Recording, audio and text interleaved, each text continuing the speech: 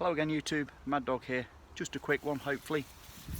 How to make a survival emergency whistle out of some willow. Stay tuned.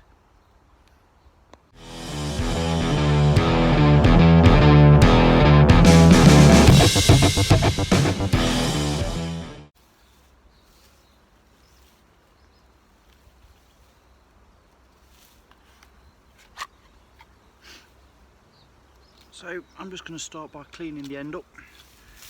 I've cut it using the folding saw off the tree. Doesn't have to be brilliant.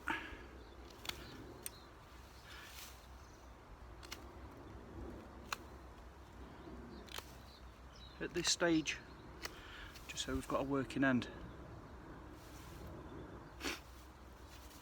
what I'm going to do is just trim this down a little ways now so it's more workable. So even a good length, I'll show you why in a few minutes. Just going to cut this willow off now. Okay, just easier to work with. Okay, so on this end now I'm going to carve a mouthpiece. So let me just figure out which way I'm going to have this. Okay, so a good mouthpiece, and now we can square that end off.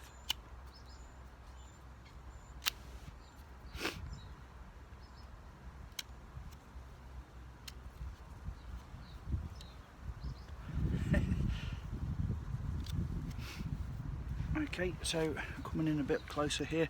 So now I want to establish where my whistle hole needs to be. So I'm going to do that around here.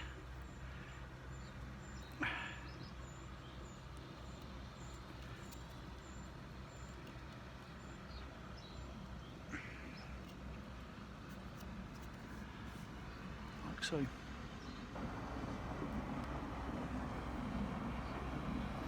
Okay, now I'm going to determine the length of the whistle.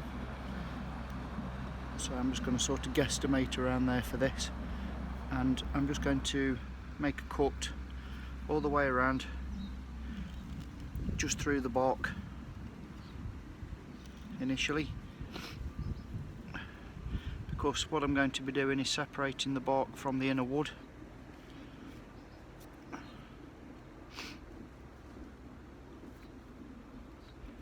Like so. So up to now I've got a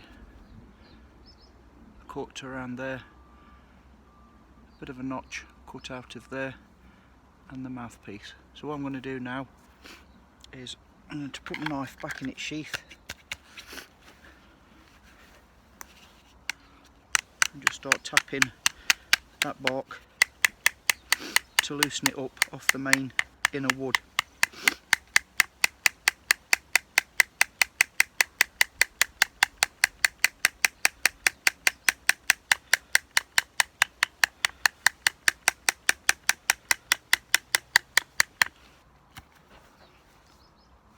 That is basically to allow it to come loose.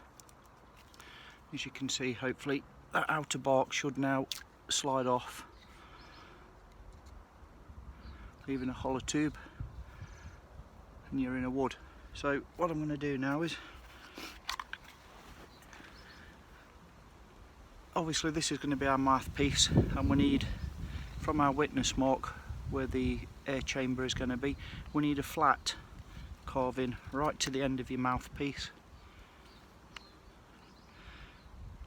Be mindful to try and keep this in camera shot while I'm doing this.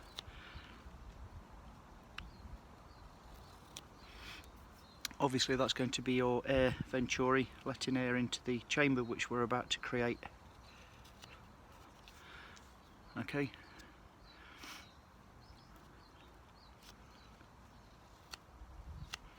Okay, so what I'm going to do now is I'm going to come back here about, I don't know, 1.5 inches, 2 inches, and make another notch now. I'm going to start carving forward towards my initial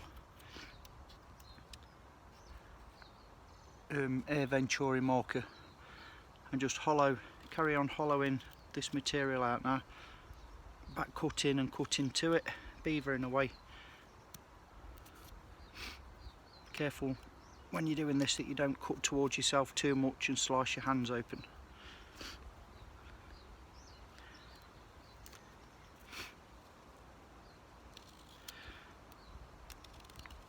Okay, so basically all I'm trying to do here is just carve away a small chamber. Just on a footnote, this knife that I'm using, it's the Hultifus Craftsman, and they're about £3.50 over in the UK. Really cheap knife, carbon steel, Scandi grind. You know, why not? It's hazard orange, so if you're out and about and you do drop it, you're going to be able to see it. For me, why not? You know, £3.50, excellent. So anyway, I'm just carry on carving a little bit more, and then we'll call it for this.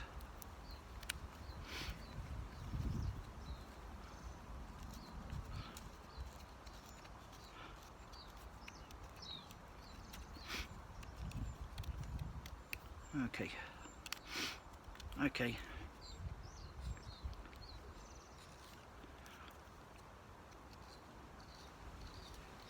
There we go.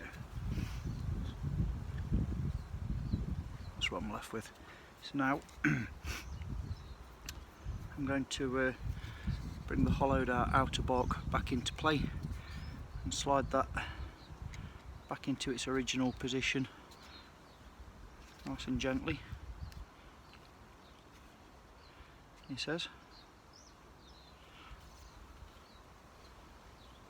Wriggle that bad boy home so that your initial notch lines up with our cavity. So hopefully now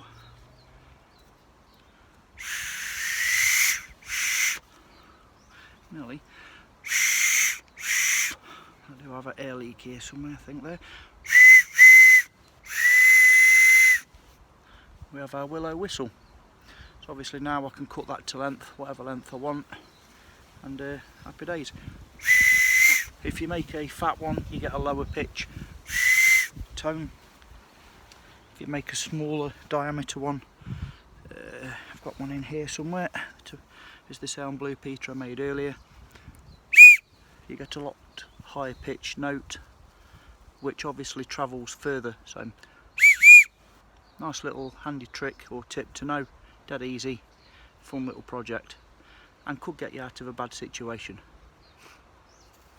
So again, just something daft really, little weekend project. Thank you all very much for watching as always.